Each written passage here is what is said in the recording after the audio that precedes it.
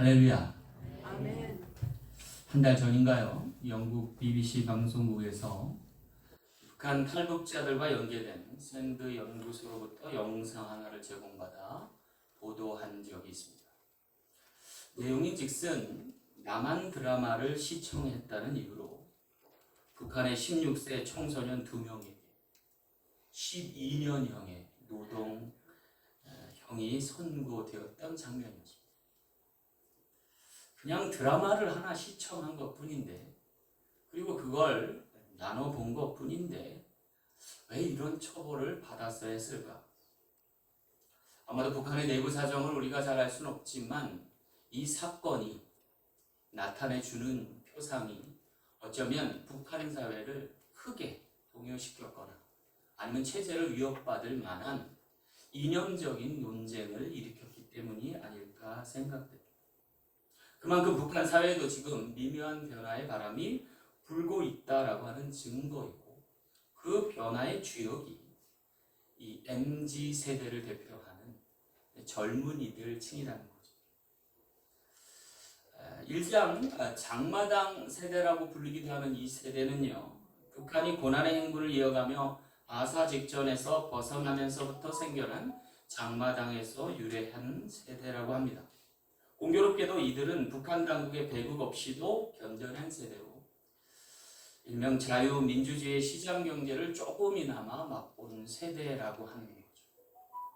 최근 대한민국에서도 MZ세대의 등장과 함께 그들에 대한 여러 방면의 고찰이 이어지고 있습니다.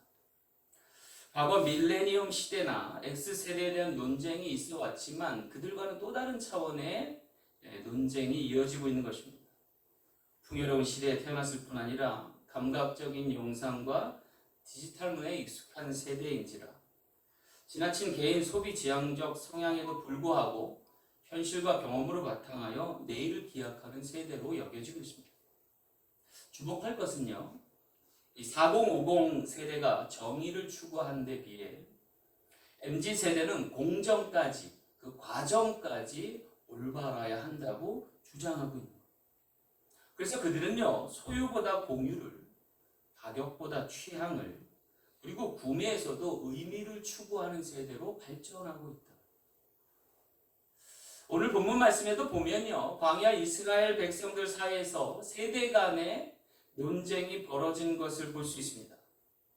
그 40일간의 가나안 땅을 탐지하고 돌아온 12 정탐꾼들로 인해 촉발된 이 논쟁은 이스라엘 온 백성에게 놀라운 영향을 미쳤던 것을 볼 수 있습니다.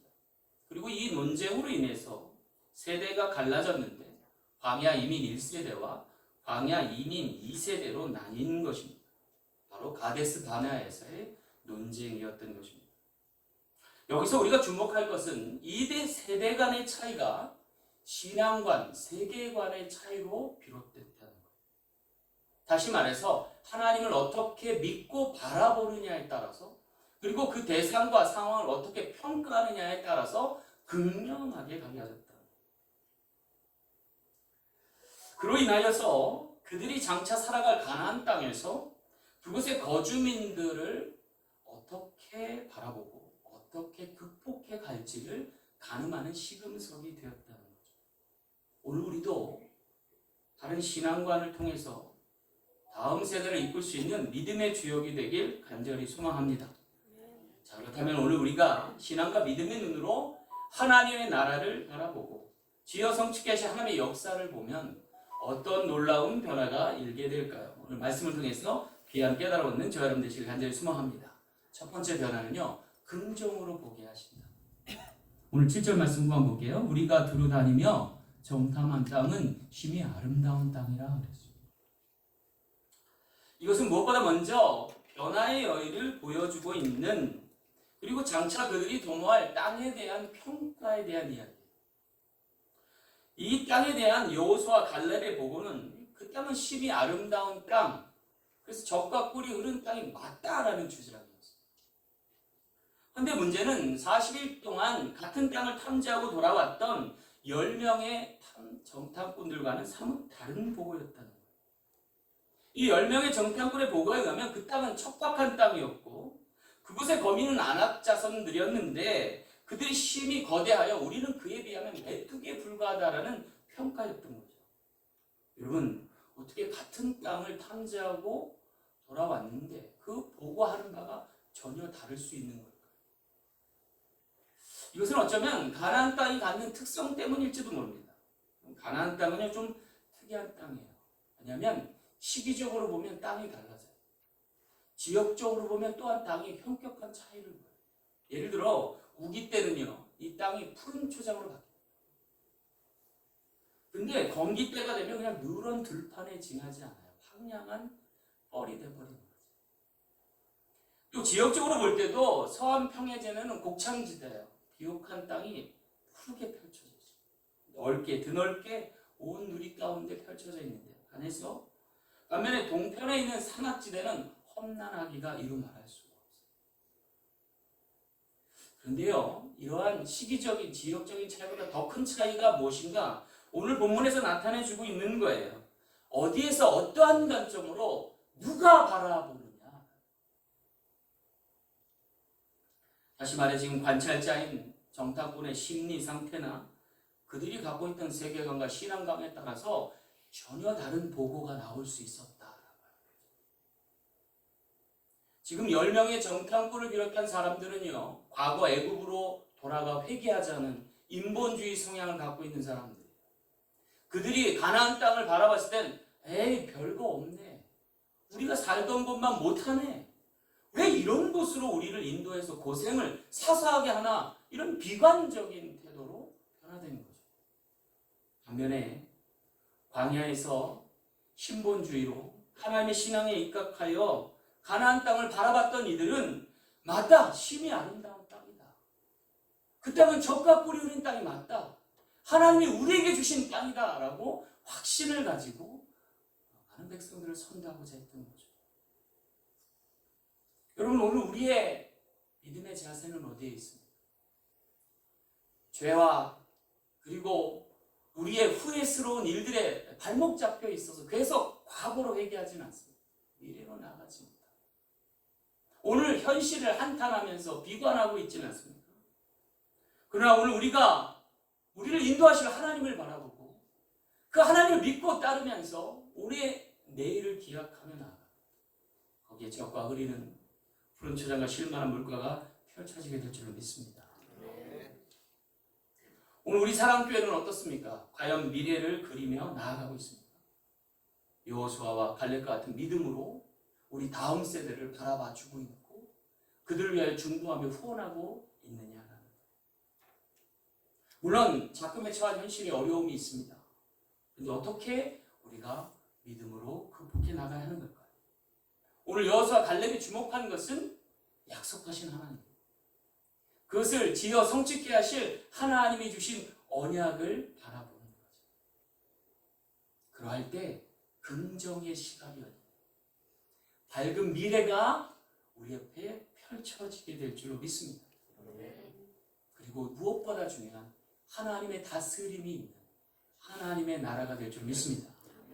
아무쪼록 이 몸된 교회가 하나님의 다스림 안에서 젖과 꿀이 흐르고 푸른처럼 쉴만한 물가로 인도함 받는 거룩하고 못된 지평이 되길 간절히 소망합니다. 아멘. 두 번째 변화는요, 예정으로 보게 하신다. 오늘 8절에 보니까 여호와께서 우리를 기뻐하시면 우리를 그 땅으로 인도하여 드리시고 그랬어요. 계속되는 여호수아 갈렙의 보고였죠. 그 보고의 주된 관점은 사람을 어떻게 볼 것인가라는 거예요. 여기 보니까 여호와께서 우리를 그리고 우리를 그 땅으로 인도하여 들이시면 여기서 우리는 누구예요? 하나님이 기뻐하시는 자예요. 그리고 그러한 자들에게 하나님이 그 땅을 유업으로 주시고 그 땅을 경작해 갈 다음 세대인 거죠.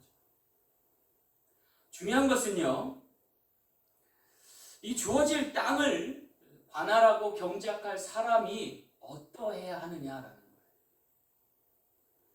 그것은 하나님의 기뻐하심과 관련이 있는데 그것은 바로 오늘 우리가 어떻게 변화될지를 암시하는 부분. 여러분, 하나님이 기뻐하시는 사람이 어떤 사람인 것 같아요? 성경은 말씀하시기를 물과 성령으로 거듭난 사람이다.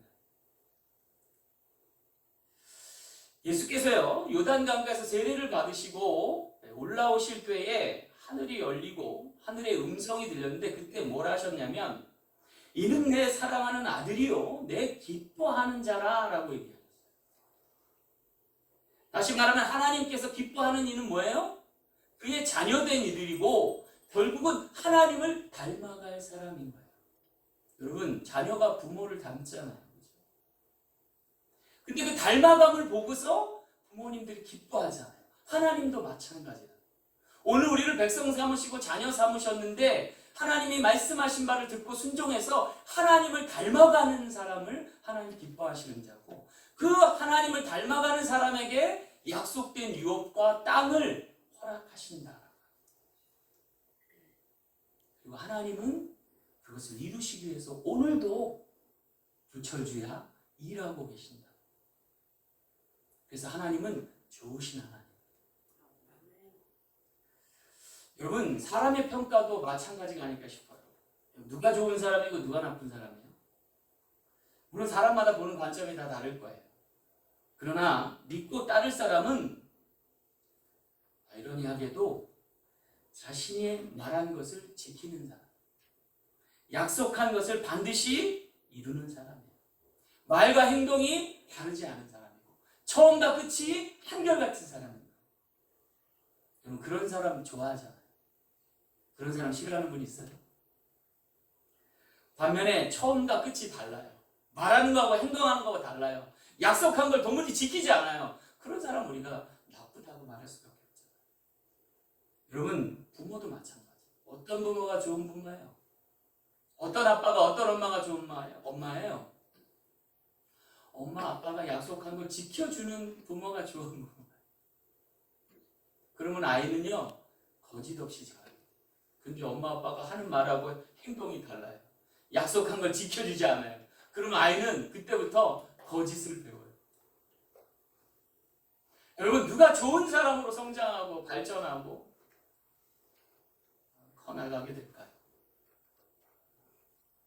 놀랍게도 그 말씀한 바를 이루고 지키는 사람으로부터 배운 사람. 근데 더 중요한 것은 우리 하나님께서는 반드시 그 약속하신 것을 지키는 분이시라는 거예요. 그래서 그 하나님을 미쁘시다 그래요. 미쁘시다라는 하는 건 뭐냐면 믿을만 하다라는 거예요. 왜냐하면 말씀하신 것을 행하시고 약속하신 것을 준행하시는 하나님이기 때문이에요. 그런데 심지어 하나님께서는 끝까지 지키시는 하나님. 처음에부터 약속하신 것을 끝까지 지키시는 하나님이에요. 그래서 그 하나님을 우리는 뭐라고 하냐면 예정하신 하나님이다. 근데 여러분 오해하지 말아요. 무엇을 예정한다고 그러니까 처음부터 하나님이 모든 걸 판을 짜고 하나하나를 다 각인시켜서 그 모든 것 옴짝달싹 못하게 우리를 로봇 되게 하신 하나님입니까? 그런 하나님 아니야. 예정하신 하나님은 처음부터 약속하신 것을 끝까지 이루시는 하나님이다. 설사 거기에 난관이 있고 어려움이 봉착해도 하나님은 포기하지 않으시는 하나님. 거기에 변절하고 거기에 변죽 놓는 사람에게 대해서도 그가 짊어질 짐까지 대신하여 주시고 희생하여 주시고 피 흘려 주셔서 이루시는 하나님입니다. 하나님은 좋으신 하나님. 그리고 그분이 베풀어 주신 모든 약속의 이행은 오늘 우리에게 은총이 되는, 말로 다 할 수 없는 은혜가 되는. 그래서 그 하나님께 내 인생을 맡기고 나아가는 사람, 그의 예정하심을 따라서 오늘 우리가 믿음으로 준행하는 사람에겐 복을 주시는 거예요. 그 땅으로 인도하시고 저 천국으로 인도하실 줄 믿습니다. 그 어떤 대가를 치러서 그 어떤 희생을 감수하거나 그 피 흘림조차도 아깝지 아니하시고 우리를 내어주신 은혜가 그리스도로 말미암아 나타났잖아요. 수천 년 동안 기약하시고 언약하신 바를 우리를 위해서 다 이루신 하나님. 그 하나님은 좋으신 하나님. 저와 여러분의 하나님 되신 줄 믿습니다. 네. 그 하나님을 믿고 사는 사람의 인생은 달라지는 거예요. 그 끝이 천국이기 때문에, 그 삶이 영원하기 때문에 오늘 우리가 이 땅에서 일희일비하지 않는 거예요. 하나님께 맡기고 드리고 함께하면서 복락을 누릴 수 있는 준비된 하나님의 백성 되셔서 그 예정하신 따라 복되고 참된 우리 모든 지체 되시길 간절히 소망합니다. 네. 마지막 세 번째 변화는 진정으로 보게 하십니다. 9절 말씀 보니까 그들은 우리의 먹이라. 그들의 보호자는 그들에서 떠났고 여호와는 우리와 함께 하시느니라. 마지막 갈렙과 여호수아의 보고였습니다. 이것은 상대와 문제를 바라보는 관점을 우리에게 보여주는 거예요. 여기서도 우리가 믿음을 발견할 수 있는데 중요한 것은 무엇을 어디에 기반하고 있느냐를 살펴야 한다는 거예요. 여기 두 정탐꾼이 그 거대한 안압 자손을 우리 먹이다 라고 얘기할 수 있었던 근간이 어디에 있어요? 그것은 바로 그들의 보호자가 떠났기 때문이라는 거예요. 존재하지 않기 때문이라는 거예요. 반면에 그들을 먹이라라고 칭할 수 있는 우리에게는 그 문제보다 크시고 그 상대보다도 더 위대하신 하나님이 함께 하신다라는 믿음 때문이라는 거예요. 여기 주목할 것은 여호수아 갈렙이 상황이나 상대를 먼저 살피지 않았다는 거예요. 그들은 오히려 그들을 보호하고 인도하여 낼, 우리를 보호하고 인도하여 낼 하나님을 먼저 봤다. 그리고 상대를 봤다. 그러니까 먹이에 지나지 않더라는 거죠. 반면에 문제를 먼저 보고 상대를 보고 내 자신으로 평가하면 이야기는 달라집니다. 나보다 장대하고 귀걸이 큰 안압자손들을 보면 나는 그 앞에 메뚜기 같은 내 상황이 한없이 쪼그라드는 거죠. 비관하게 되고 두려움을 갖게 되고 포기하게 되는 거죠. 따라서 오늘 우리는요 하나님을 먼저 인식해야 될 줄 믿습니다. 그리고 그 하나님을 의지해서 문제와 상대를 바라봐야 할 줄로 믿습니다. 여기 10명의 정탐꾼의 문제는 뭐예요? 하나님의 없이 자신의 입장을 통해서 바라보고 주어진 상황만을 쫓았다는 거죠. 그래서 문제를 심각하게 보았고 상대를 지나치게 평가해서 자신을 메뚜기로 부정하고 두려움 속에 갇혀버리고 말았다. 그리고 지도자를 원망하고 종살이라도 좋으니까 애굽으로 돌아가자고 떼를 쓰고 있는 거죠. 그러나 상황을 바라보기 이전에 상대를 평가하기 이전에 상황을 바꾸시고 문제를 극복해 하실 하나님을 바라봤던 여호수아의 갈렙은 저들은 우리 먹이다, 밥에 지나지 않다 라고 보았던 것입니다. 여러분 이게 작지만 큰 차이예요. 여러분 예를 하나 들면 골리앗이라고 하는 나중에 블레셋에서 데려왔던 용명이 구척장신이에요. 2m 70cm. 그를 앞세워 놓고 이스라엘을 겁박하는 거예요. 몇 날 며칠. 이스라엘에서 나가서 싸울 용사가 하나도 없는 거죠. 게다가 180cm는 되는 사울 왕조차도 거기 앞에 가니까 메뚜기잖아요. 그래갖고 앞에 나설 수가 없어서 진영의 대치를 놓고 군사기가 형편없이 다운되는 거예요. 그때 누가 나타나요? 조그만 소년 다윗이 나타나서. 근데 다윗은요 이 골리앗을 바라볼 때 골리앗부터 바라보지 않았어요. 하나님을 먼저 바라봤어요. 그래서 사무엘상 17장 47절에 이렇게 고백해요. 또 여호와의 구원하심이 칼과 창에 있지 아니함을 이 무리로 알게 하리라. 전쟁은 여호와께 속한 것인즉 그가 너희를 우리 손에 붙이시리라. 그 믿는 하나님의 성과 이름을 높이 기치를 들고 나가서 다윗이 그 골리앗을 바라봤더니 그 생각이 달라졌어요. 뭐라고 달라졌냐면 야 크다. 크니까 맞추기 좋다. 사울은 와 크니까 꺾기 어렵다. 아이고 두렵다 생각했는데 다윗은 거꾸로 생각한 거야. 야 크다. 크니까 맞추기 좋다. 내가 전에 곰과 이리도 잡아본 적이 있는데 얘는 더 쉽네. 그리고 나서 짱돌을 물매에 달아서 던지잖아요. 5개를 준비했는데 하나가 정확하게 여기 이모 급소의 명중에서 꼬꾸라뜨려지잖아요. 할렐루야. 누구를 먼저 바라보는, 무엇을 먼저 주목하는지에 따라 이렇게 다른 인생이 펼쳐질 수 있는 거죠. 사랑하는 성도 여러분, 비록 소수였지만 여호수아 갈렙처럼 비전과 언약의 주인공 되신 하나님을 먼저 바라볼 수 있는 저와 여러분 되시길 간절히 소망합니다. 열매만을 받던 다른 정탐꾼들과 달리 땅을 보았고, 그리고 땅을 주신 하나님을 봤고, 그 하나님을 통해 문제를 봤더니 별것 아닌 게 되잖아요.